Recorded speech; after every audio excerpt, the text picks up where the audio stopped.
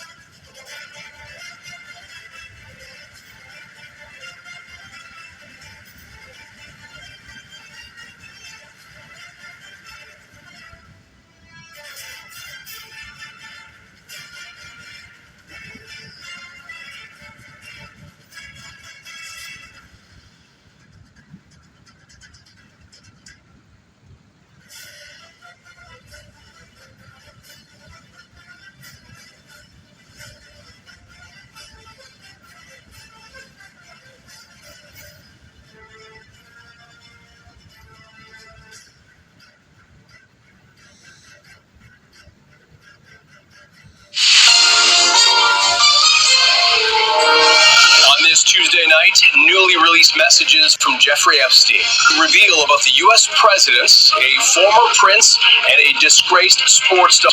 Plus, the disclaimer from the Justice Department. Why are they trying to provide commentary?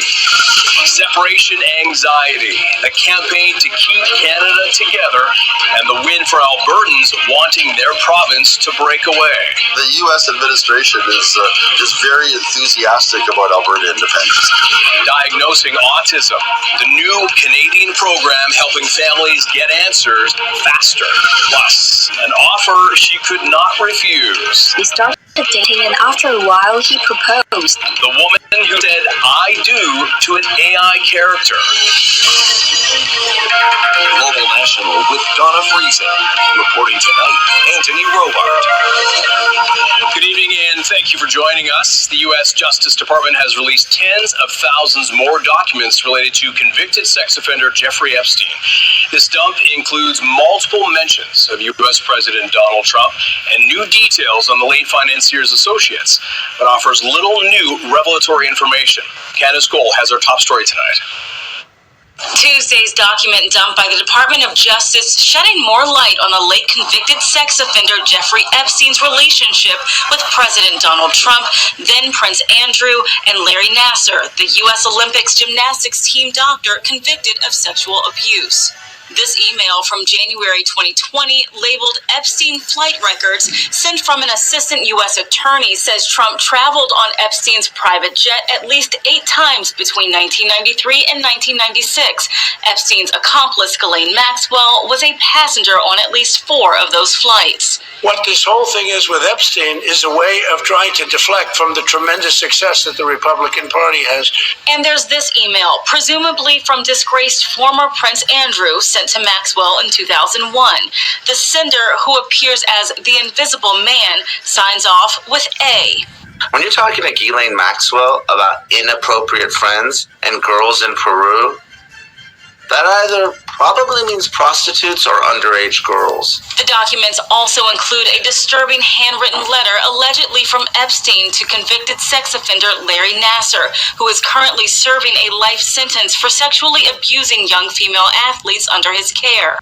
The letter, postmarked 3 days after Epstein died in police custody, says, "As you will know by now, I've taken the short route home," and says the one thing they have in common is their, quote, love and caring for young ladies, something it says, quote, our president also shares. It's certainly a bad look for the president when he is being talked about in the same vein as Larry Nassar and Jeffrey Epstein.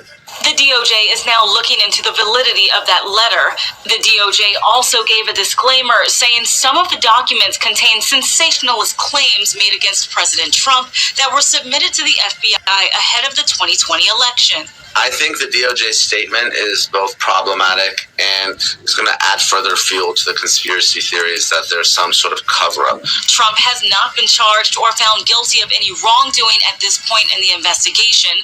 The DOJ is expected to release even more documents in the coming weeks. Candace Cole, Global News, Washington.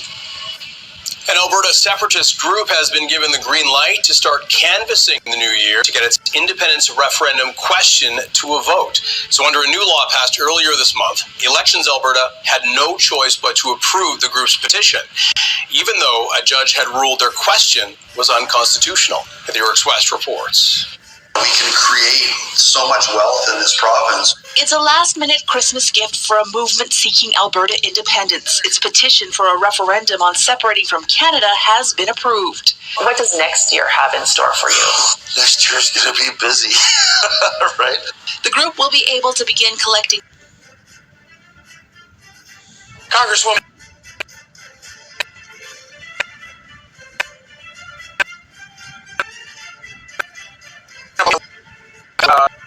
Garcia or these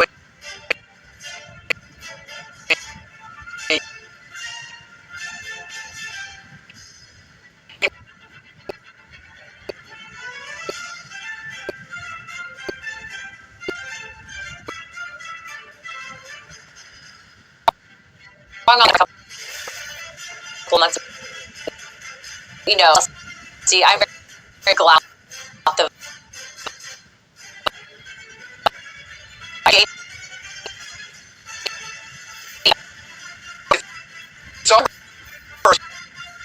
and many of them have been political owners to him and to Ilhan Omar.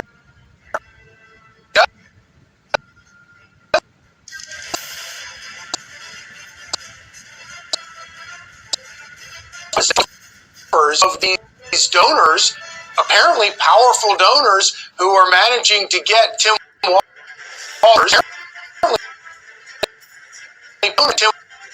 and Ilhan Omar to what they want to do. They want her to get money back to them, and that's how they've managed to steal the money. Well, there definitely needs to be criminal investigations looking into this, especially, I think, at the federal level. But, here's also another angle in that we know that this is a huge problem. It was interesting because I know just in the last, week or so, Waltz managed to actually set up a fraud investigative committee, but he's about 7 years too late.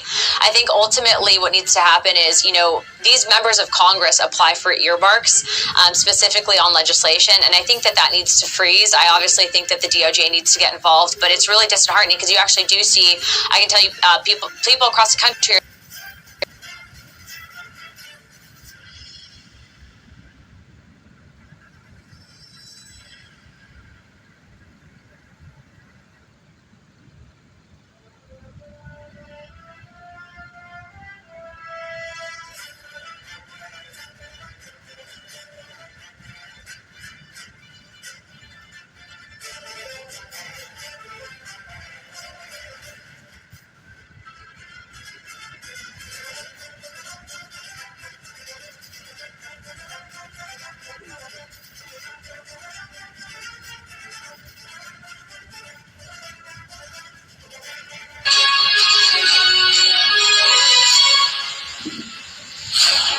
This is Sky News, the headlines.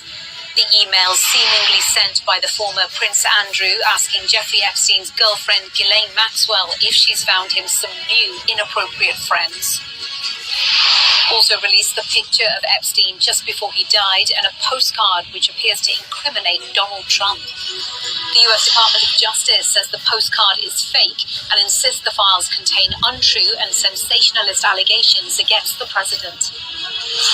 Also ahead, a man appears in court in Wiltshire charged with drugging and raping his ex-wife over a 13-year period. 5 other men accused of sex offences against the same woman are released on bail. Plus, farmers welcome a major government U-turn on inheritance tax thresholds after more than a year of protests.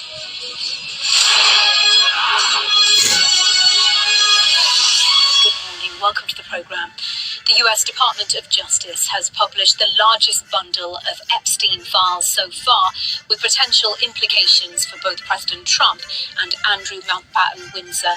Among the documents, an email seemingly sent by the former Duke of York, which asks Jeffrey Epstein's girlfriend and co-conspirator Ghislaine Maxwell whether she had found him some new inappropriate friends. There are also previously unseen pictures of Epstein in prison and a postcard claiming to be written by him implicating Donald Trump. Despite releasing the files, the Justice Department says they contain untrue and sensationalist claims against Mr. Trump and has said the FBI has confirmed the postcard is a fake. Well, both the president and Andrew Mountbatten Windsor have always denied any wrongdoing. Our US correspondent James Matthews has this report from Washington. With a second batch of files, we have a further insight into Jeffrey Epstein. Shocking, if not by now surprising. This is paperwork from his New York prison of a suicide attempt. 2 weeks later, the convicted sex trafficker was found dead behind the door of his cell, having hanged himself. The newly released files show an Austrian passport bearing Epstein's picture. In Tuesday's release, there are others in the frame. We'd already seen Prince Andrew in the previous publication at Sandringham. Now we learn of an email exchange with Ghislaine Maxwell. In 2001, an email from the Invisible Man, an alias thought to belong to Andrew, reads, "I am up here at Balmoral Summer Camp for the royal family. Activities take place all day, and I'm totally exhausted at the end of each day. The girls are completely shattered, and I will have to give them an early night today, as it is getting tiring splitting them up all the time. How's LA? Have you found me some new inappropriate friends?" The reply from Ghislaine Maxwell reads, "Sorry to disappoint you. However, the truth must be told. I have only been able to find appropriate friends." The email exchange took place in August 2001.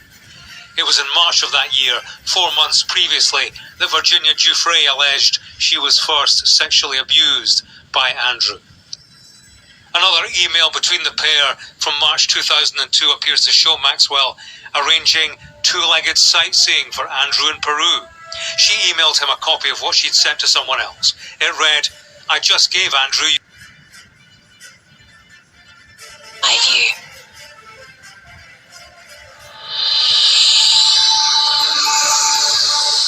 Today, New South Wales Parliament passes controversial gun and protest laws in response to the Bondi terror attack. And the Prime Minister to recognise the first responders and other heroes in a special honours list.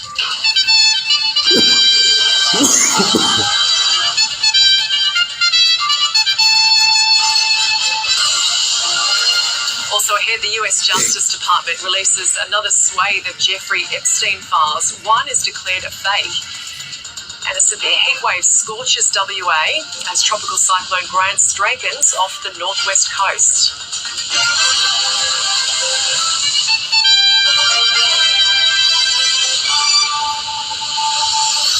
Hello and welcome to ABC News. I'm Gemma Vaness.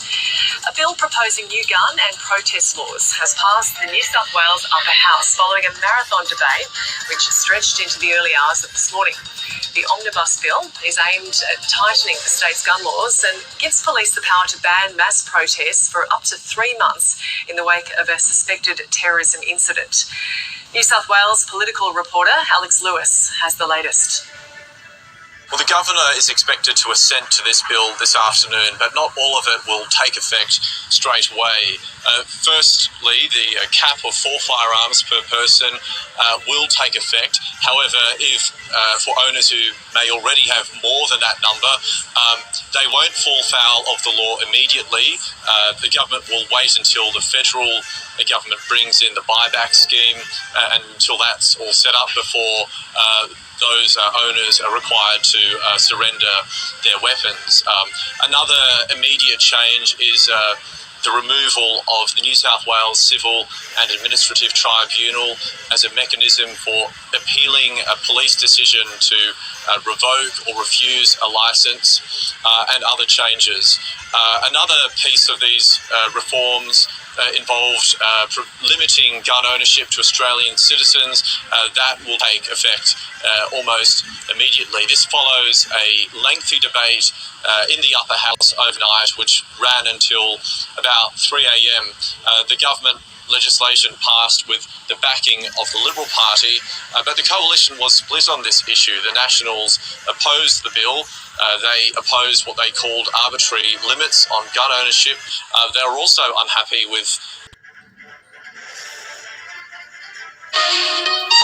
Africa News. The news. Armed men have kidnapped 28 people who were traveling to an annual Muslim religious event in Nigeria's Central Plateau state, according to local sources. The victims, including women and children, were attacked on Sunday night while on a bus driving between rural communities. They were heading to an Islamic gathering to celebrate the birth of Prophet Muhammad. Witnesses say gunmen stopped the vehicle and forced passengers away at gunpoint. The identity of the attackers remains unclear. A journalist based in Plateau State told the BBC that relatives of those abducted have already begun receiving ransom demands from the kidnappers. Ransom payments are illegal under Nigerian law, but security analysts believe this ban is often ignored. These abductions were reported just one day after Nigerian authorities confirmed the release of 130 school children and teachers. They were the last captives among a group of over 300 people kidnapped from a Catholic school in Niger State last month. Their liberation raised hopes of improved security efforts, but the Plateau State incident highlights the continued risks faced by civilians in Nigeria.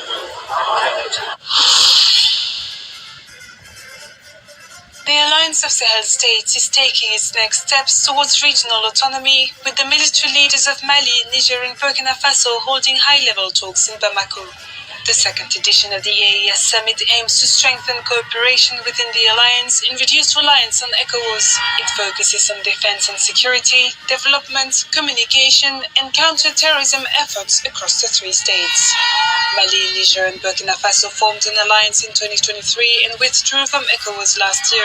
These moves followed fallout between all three countries and most of their Western partners after military coup. Ahead of the summit, the three states officially announced the creation of a joint military force to fight terrorism in the region. On Tuesday, heads of state Assimi Goïta, Abdourahmane Tchani, and Ibrahim Traoré also launched the Alliance of Sahel States TV broadcaster. The station has been described as a means to counter disinformation and promote the bloc's interests. After Malian leader Assimi Goïta was appointed president of the alliance at last year's summit, a new head of the AES is expected to be named in Bamako this week.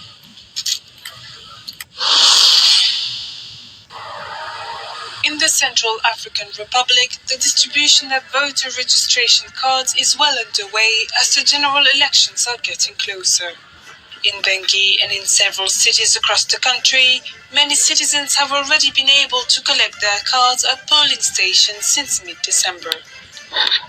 The population has long expressed a desire to have these cards, so much so that for the moment, yes, people are very much in favor of getting these new cards in order to wait for the upcoming elections on December 28, 2025. In the prefecture of Bamingui-Bangoran, in the north of the country, local authorities conducted the operation with support from the UN peacekeeping mission in the Central African Republic. This is the first time I have been registered to vote. I have just received my card. Everything is in order.